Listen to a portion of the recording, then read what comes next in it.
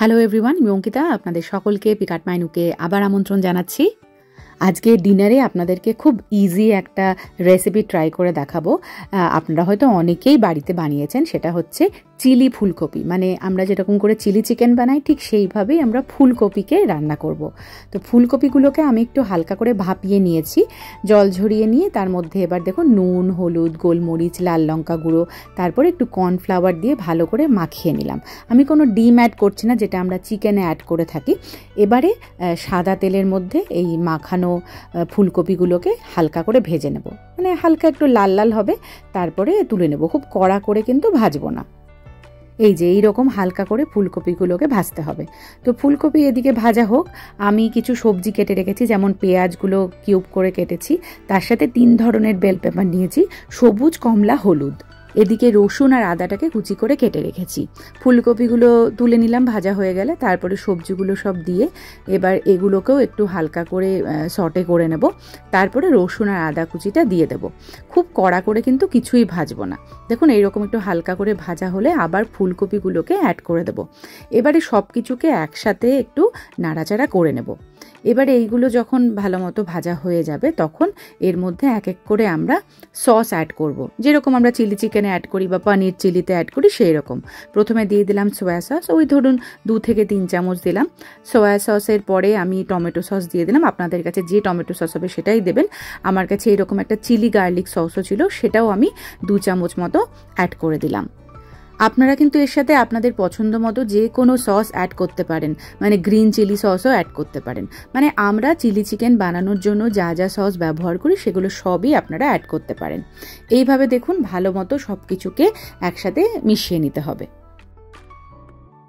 এবারে এই স্বাদটাকে একটু ব্যালেন্স করার জন্য, যেহেতু অনেক ধরনের সস আমি ইউজ করেছি, সেই জন্য একটু সুগার ফ্রি অ্যাড করে দিচ্ছি। আপনারা কিন্তু গ্র্যানুলেটেড সুগার বা নর্মাল যেটা চিনি হয় সেটা অ্যাড করতে পারেন। আমি চিনিটা একটু অ্যাভয়েড করছি, সেই জন্য সুগার ফ্রি অ্যাড করে দিলাম। আমি 2 পাউচ মতো সুগার ফ্রি অ্যাড করেছি।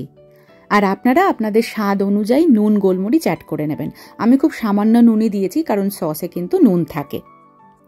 রান্নাটা ঝটপট হয়ে গেল, তো ভাবছি বাইরে গিয়ে আজকে বসে চা খাবো, আর আপনাদেরকে আমাদের প্যাটিওটাও একটু ঘুরিয়ে দেখাবো। আমাদের সাজানো হয়ে গেছে। তো প্রথমে একটু খাবারটা পাত্রে ঢেলে নিই। ধরুন হাতে অল্প সময় আছে, এদিকে ঝটপট কিছু চটপটা বানাতে হবে, তখন এই রেসিপিটা ট্রাই করতে পারেন। আর ওই একই ফুলকপি রসা কিংবা ফুলকপি পোস্ত খেয়ে খেয়ে আমরা বোর হয়ে যাই, তখন এটা বানালে না রুটি পরোটার সাথেও খুব ভালো লাগে, এমনকি পোলাওয়ের সাথেও ভালো লাগে। তো এর মধ্যে দেখুন আমি একটু স্প্রিং অনিয়ন আর কাঁচা লঙ্কা চিড়ে দিয়ে দিলাম। কি দারুণ দেখতে হয়েছে না? খুব মুখরোচক হয় খেতে, অবশ্যই ট্রাই করবেন। তো চলুন আমাদের প্যাটিওটা আমরা কিভাবে সাজিয়েছি আপনাদেরকে একটু ঘুরিয়ে দেখাই। এখন না ওয়েদারটা ভীষণই ভালো, মানে এরকমই এখন মোটামুটি ওয়েদার থাকছে। হ্যাঁ, মাঝে মাঝে একটু বৃষ্টি হচ্ছে, তবে যেদিন বৃষ্টি হচ্ছে না সেদিন বাইরে বসে চা খাওয়ার জন্য পারফেক্ট ওয়েদার। না গরম না ঠান্ডা। এই যে গাছটা দেখছেন, এই গাছটা কদিন আগেই পুরোপুরি শুকনো ছিল, পাতা ছিল না, এখন দেখুন সবুজ হয়ে গেছে। আর এদিকে আমার প্যাটিও তো একেবারে সেজে উঠেছে। আমরা ফার্নিচারগুলো ঠিকমতো জায়গায় সেট করে নিয়েছি, আর বাকি যা জিনিসপত্র রাখার সেগুলোও রেখে ফেলেছি। হ্যাঁ, যদি পরবর্তী সময় চেঞ্জ করি আপনাদেরকে আমি দেখাবো। তো এখানে তো এই ফার্নিচারগুলো আপনারা আগেও দেখেছেন, তবে এখন কুশন টুশন দিয়ে ঠিকমতো পজিশন করে রাখা হয়েছে। এখানে দেখুন এই যে 2 সিটার একটা রয়েছে আর 2টো সিঙ্গেল সিটার রয়েছে। ওখানে আমরা একদম ওই কর্নারে একটা রেখেছি, আর এদিকে ডান পাশে আর একটা রেখেছি। আর এই প্যাটিও সেটের মাঝখানে দেখুন একটা কাচের টেবিলও রয়েছে, যেখানে আমরা জিনিসপত্র রাখতে পারি। আর এই পাশটাতে আমাদের গ্রিলার সেটটা রয়েছে, কারণ সামারে তো গ্রিলিং মাস্ট, মানে আর কিছু দিনের মধ্যেই আমরা গ্রিলিং শুরু করে দেব, মাঝে মাঝে গ্রিলিং হবে আর কি। তো এটা সবসময় এখানেই আমরা রেখে দিই। আর একটা জিনিস আপনাদের দেখাই, এই যে লম্বা জিনিসটা দেখতে পাচ্ছেন, এটা হচ্ছে একটা হিটিং সিস্টেম। ওই ঠান্ডা লাগলে ধরুন স্প্রিংয়ের টাইমে কিংবা ফলের টাইমে আমরা ওটা ইউজ করি। ওটা গ্যাসের মাধ্যমে চলে, ওখান থেকে হিট বেরোয়। আর এখানে 2টো এক্সট্রা চেয়ার রাখা হয়েছে, মানে প্রয়োজনে ওটা আমরা ইউজ করি। আর এই সোফা সেটের পাশে দেখুন একটা বক্স মতো রাখা আছে। এটা আসলে স্টোরেজ বক্স। এখানে ধরুন আমাদের কুশন বা টুকটাক জিনিসপত্র আমরা এখানে রেখে দিই। 3 সিটারের আর এক পাশে এইরকম একটা সাইড টেবিল রাখা রয়েছে। পরবর্তী সময় এখানে একটা গ্রিনারি রাখার ইচ্ছে আছে। আর এই প্যাটিও ফ্লোরের জন্য আমরা একটা রাক কিনেছি, এটা লোজ থেকে আমরা অর্ডার করেছিলাম। আর এটা কিন্তু ওয়াটারপ্রুফ, মানে জল পড়লেও কিচ্ছু হবে না, পুরো সামারটাই আমরা এভাবে পেতে রাখতে পারি। আর এটা দেখতে কিন্তু জুটের মতো, তবে জুট নয়, এটা প্লাস্টিকের মেটেরিয়ালের, তার জন্যই জলটা ঝরে যাবে। আর সবচেয়ে ভালো ব্যাপার হচ্ছে যে এটা অনেকটা বড়, পুরো প্যাটিওটাই প্রায় এটা দিয়ে ঢেকে গেছে, মানে আমরা খালি পাতেও এটার উপরে হাঁটাচলা করতে পারবো। এবারে আপনাদের এখানে কি কি ফুলের গাছ লাগিয়েছি সেগুলো একটু দেখিয়ে দিই। এই যে ব্ল্যাক কালারের প্ল্যান্টারটা দেখতে পাচ্ছেন, এটাকে আমরা নতুন ইনস্টল করেছি। এর আগে একটা উডেন প্ল্যান্টার ছিল, সেটা ভেঙে গেছিলো বলে সরিয়ে ফেলা হয়েছে। তো এখানে দেখুন কিছু প্ল্যান্ট অলরেডি লাগিয়েছি। এই যে গ্রিন কালারের প্ল্যান্টটা দেখতে পাচ্ছেন, এটাকে বলা হয় পটেটো ভাইন, যেটা কিছুদিনের মধ্যেই বিশাল আকার ধারণ করবে। আর তার পাশে রয়েছে প্যানজি, এইগুলো এবার প্রথম লাগালাম আমি। আমার আগে ধারণা ছিল যে এটা শুধু ফলেই হয়, তবে সামারেও কিন্তু এই ফুলগুলো খুব ভালো দেখায় এবং খুব ভালো আর কি ব্লুম করে। আর তার পাশে লাগিয়েছি জেরেনিয়াম। জেরেনিয়াম তো সামারের জন্য পারফেক্ট, সারা সামার জুড়ে ফুল দেয়। আমি প্রত্যেক বছর এই অ্যানুয়ালটা লাগাই। আর আমাদের এই প্যাটিওতে না খুব সুন্দর রোদ আসে, সেই জন্য এই ফুলগুলো ভালো হয় আর কি।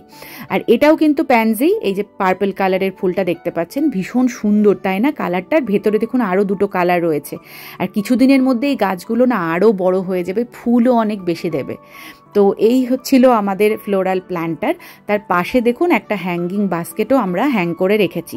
এখানে আগে না অন্য ধরনের প্ল্যান্টার সব লাগানো ছিল, সেগুলো সব আস্তে আস্তে একটু পুরনো হয়ে গেছে, তো ভেঙে যাচ্ছিল, নড়বড়ে হয়ে গেছিলো, তো আমরা খুলে ফেলে এই বাস্কেটটা আমরা এখানে লাগিয়েছি। তবে এই বাস্কেটটা দেখুন একটা রডের মধ্যে হ্যাং করা রয়েছে, এই রডটাও কিন্তু নতুন এখানে লাগানো হয়েছে। এবং এই রডের দুপাশে দুটো হুক রয়েছে, ঠিক দেখুন এই যে আমাদের প্যাটিওর যে রেলিংটা, তার সাথে আমরা এটাকে আটকে দিয়েছি। আর এই যে দুটো হুকের মধ্যে এক পাশে এই হুকটা আর একটা পাশে ওই হুক রয়েছে, এবং এই হুকের মধ্যে আমরা এই প্ল্যান্টারটা হ্যাং করেছি। আর এই যে নিচের দিকে হুকটা, এটাতে দেখুন বার্ড ফিডের একটা বাড়ি মতো লাগানো রয়েছে, যেখানে পাখি এসে রোজ খাবার খেয়ে যাচ্ছে। ওই দেখুন কালো কালো জিনিসগুলো, ওগুলোই পাখির খাবার।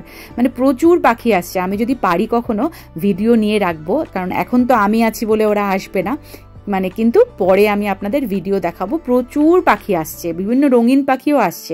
নিচে দেখুন আর একটা আমাদের বার্ড ফিডার আছে, সেখানেও কিন্তু প্রচুর পাখি আসে।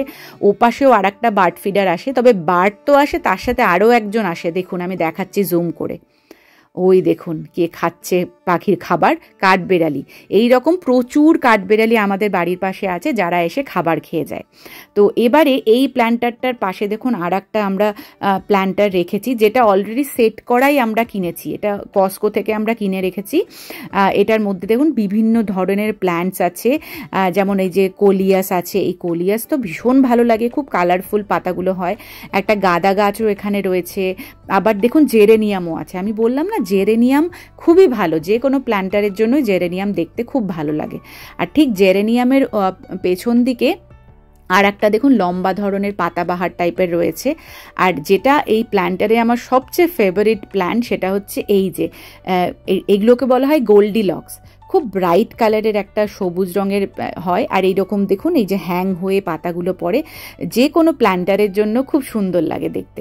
আর এটা হচ্ছে আমার নামটা মনে পড়ছে না, এটা হচ্ছে ইমপেশেন্ট। এই যে পাশে যে ফুলটা দেখছেন, ইমপেশেন্টটাও কিন্তু খুব ভালো এখানকার জন্য। আর এখানে আমাদের এই জলের পটটাও রাখা থাকে, যেটা দিয়ে আমি এখানে ওয়াটারিং করি।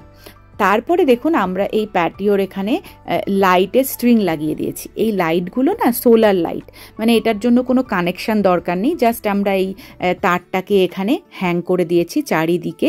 আর এইগুলো সারা দিনে আলোটা আর কি অ্যাবজর্ব করে রাত্রেবেলা নিজে থেকেই জ্বলে উঠবে, মানে সোলার লাইটগুলো যেমন হয় আর কি।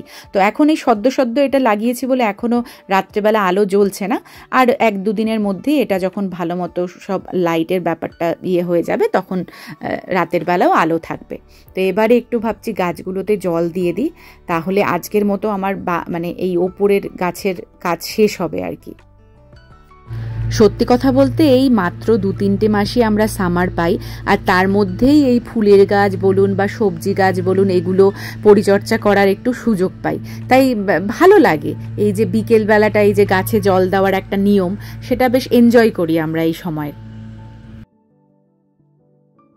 ভাবছি আজকে বিকেলের চাটা এই বাইরে প্যাটিওতে বসেই খাবো। আর কালকে খুব বৃষ্টি হয়েছে, তাই এই টেবিলটা একটু কাদা কাদা হয়ে গেছিল, তো একটুখানি ওয়াইপ দিয়ে মুছে নিচ্ছি।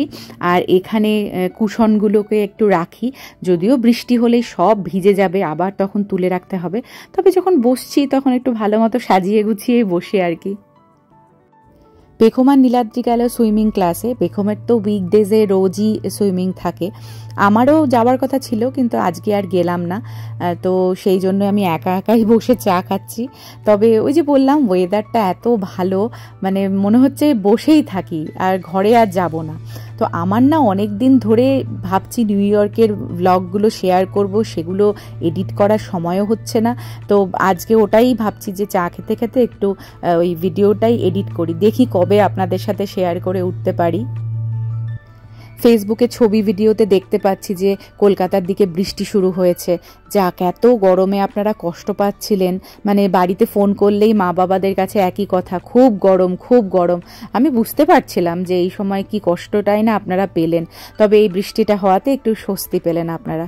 যাক, খুব ভালো হয়েছে। আমাদের এখানেও মাঝে মাঝে বৃষ্টি হচ্ছে, গরমটা কিন্তু এখনও খুব পড়েনি, তবে হ্যাঁ, জুন মাস পড়লে গরমটা কিন্তু ভালোই পড়বে।